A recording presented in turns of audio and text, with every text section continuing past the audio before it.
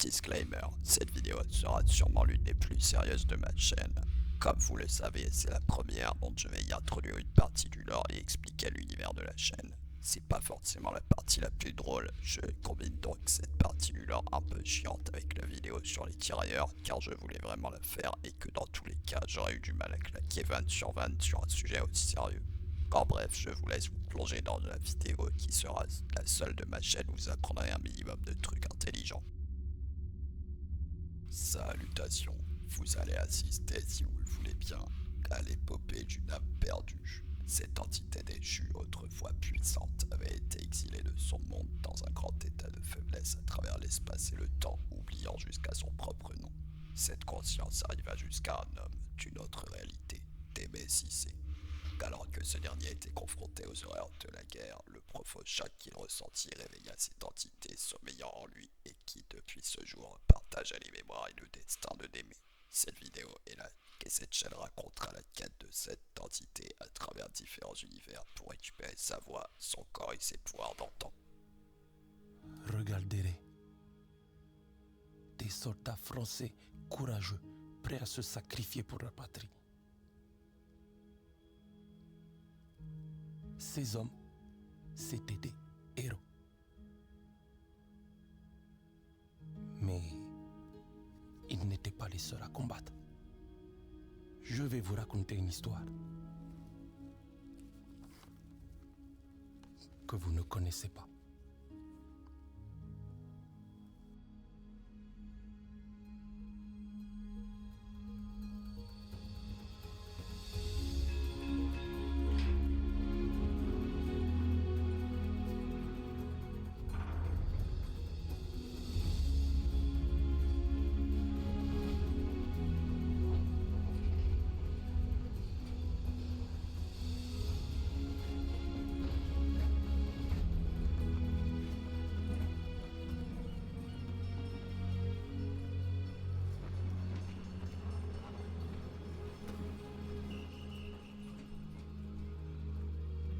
Démé. Nangadep, Idrissa, c'est pas possible. S'ils t'ont laissé t'engager, ça veut dire que ça va pas du tout, d'être. ils m'ont demandé de venir repousser les Allemands parce que tu es trop faible et trop vieux pour ça, Idrissa, regarde-toi. Alors tu es venu gagner la guerre tout seul, c'est ça? Si ça peut te faire du bien, va dire à ta femme que tu as aidé, non? Moi-même j'ai une femme. Elle est trop jolie. Toi tu as quoi? On disait, nous sommes français, nous sommes français. Mais une fois en France,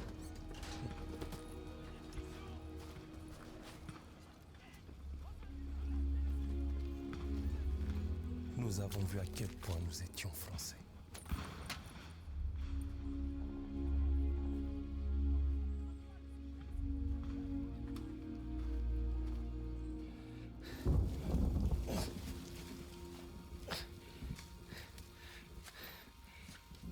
On va faire ça jusqu'à quand?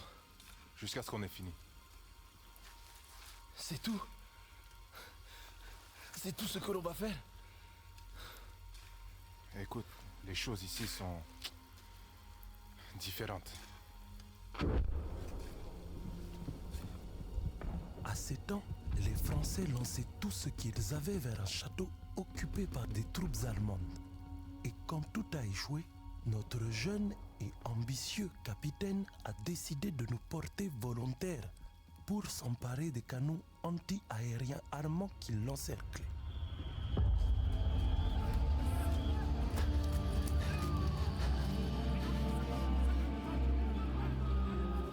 Hey! Hey! Il faut garder ton calme. Ne joue pas les héros. Hein? Reste en vie, petit frère.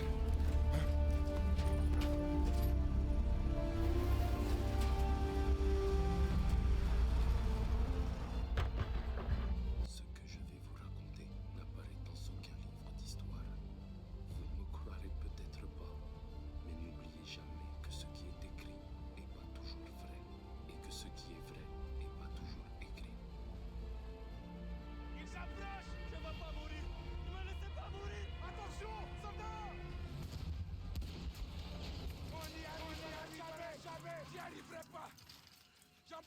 les vois pas. Il faut qu'on soit fort. Témé, horrifié, sauta de l'arrière du camion et courut pour sa vie, loin du véhicule qui avait subi le bombardement des Stuka.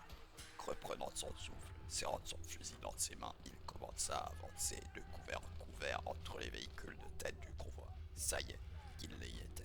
La guerre, là-bas, celle pour laquelle il s'était engagé, enthousiaste, il y a 2 mois dans son pays natal, à la demande du souriant recruteur de l'armée française qui avait un jour toqué à sa porte avec une copie de l'ordre de mobilisation générale, l'informant que son tour était venu de servir la France, d'en être le héros, qu'Edmé comme tant d'autres y avait cru. Calabré derrière l'épais moteur d'un camion, il ouvrit le feu sur 3 Allemands. Se trouvant à quelques mètres, il rechargea son Chauchat et avança jusqu'à l'épave de tête du convoi, s'abritant et tirant sur les Allemands sans savoir s'il les touchait véritablement. Il en tua 3 au niveau d'une petite fortification dans laquelle il s'allongea, rechargeant frénétiquement son arme. Il se calma quelques secondes, sentant comme une présence amicale, autre que celle de ses camarades à ses côtés, une présence qui l'aidait, qu'il remercia d'une courte prière quiconque se trouvait à ses côtés et l'aidait dans un tel moment. Une balle le frappa mais ricocha sur le haut de son casque adriant, ce qui lui sauva la vie. Mais il n'avait plus le choix. Quelqu'un avait la possibilité de lui tirer dessus.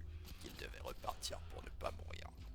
Témé se leva et avança, profitant de gros rondins de bois et d'un fumigène providentiel qui l'aidera à avancer vers les lignes ennemies. Rempli d'un courage nouveau, Témé criait, courait, poussait et encourageait les autres tirailleurs, les faisant avancer toujours plus loin, toujours plus proche de l'objectif. Idrissa et d'autres émirent bien des réserves, et la majorité, emportée par leur ferveur, avancèrent au prix de lourdes pertes.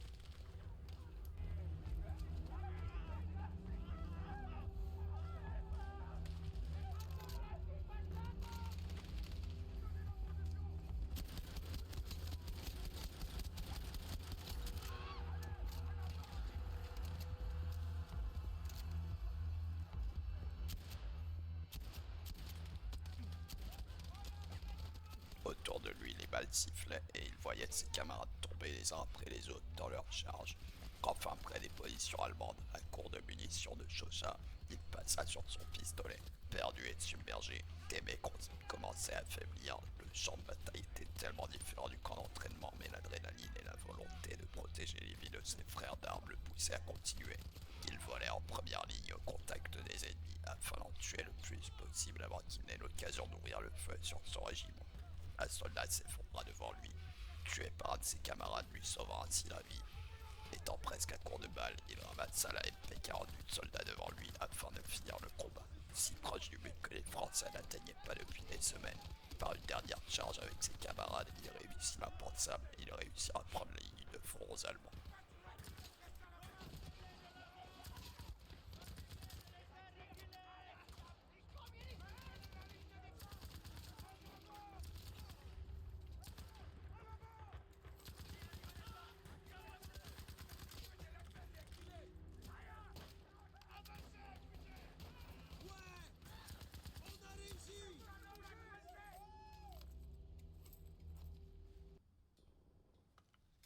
Idrissa, te voilà. Je savais que tu t'en sortirais. Regarde ça. C'est ça que tu voulais, hein? Je t'avais dit qu'on ne devait pas avancer sans soutien. Mais on a gagné. Les Allemands prennent la fuite. Ne vous approchez pas, espèce de Schweinhund. On n'avait pas gagné. On n'a pas en retraite. Vous allez crever. Vous êtes cernés. On va contre-attaquer et vous écraser. Personne ne saura jamais que vous étiez là. On va mourir. Ma femme, mes enfants. On va mourir. Regarde ses yeux. Tu veux vraiment que ce soit lui qui gagne? Il nous déteste parce qu'il pense qu'on est inférieur. Si on recule maintenant, tous ces hommes seront morts pour rien. Attends. Il pense qu'on va rester là ou bien battre en retraite. Le plus gros de leur force se trouve dans les bois, donc qu'il est le dernier endroit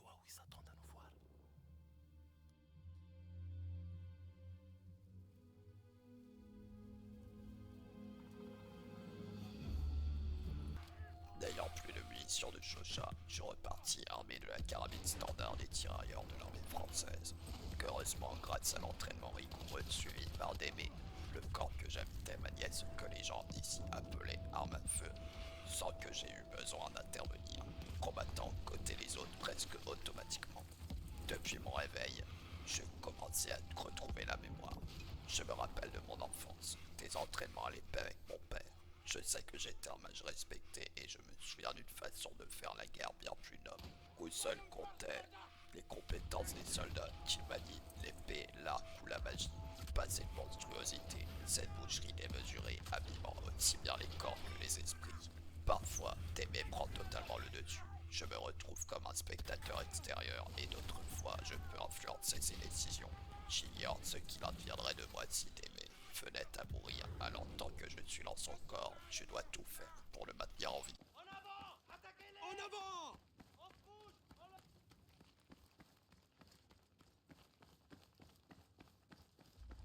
On n'était pas des soldats d'élite super équipés comme les Allemands.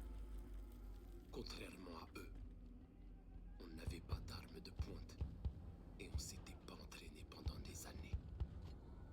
Mais on avait la volonté. La volonté de gagner, quel que soit le prix. Et la victoire nous a coûté cher.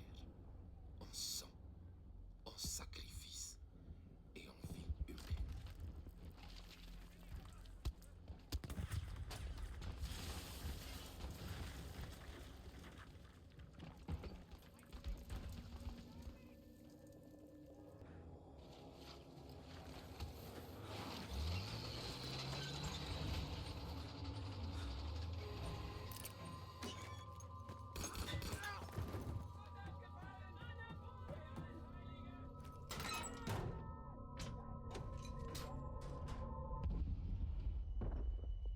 Idrissa!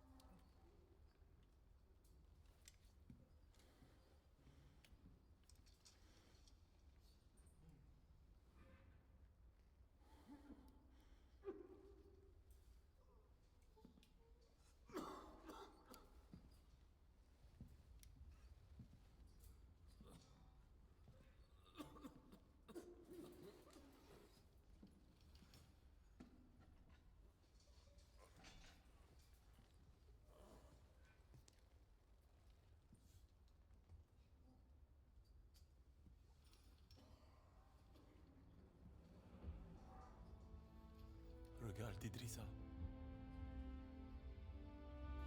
Nous sommes des rois.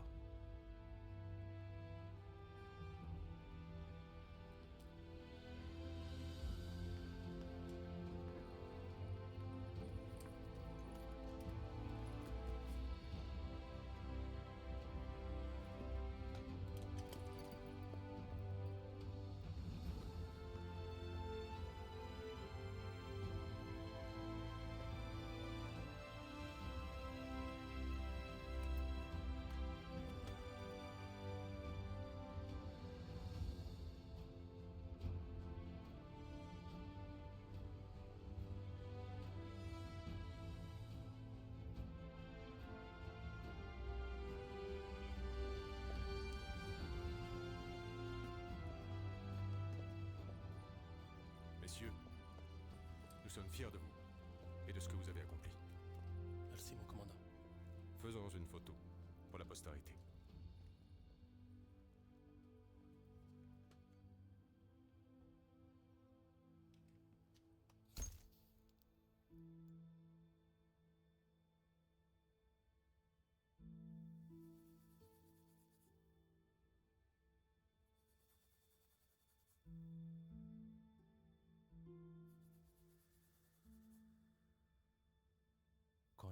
française a libéré Paris, ils ont retiré tous les soldats noirs. Ils les ont remplacés par des visages plus familiers. Mais moi, je sais ce qu'on a fait. Et à quel prix. Et j'en suis fier.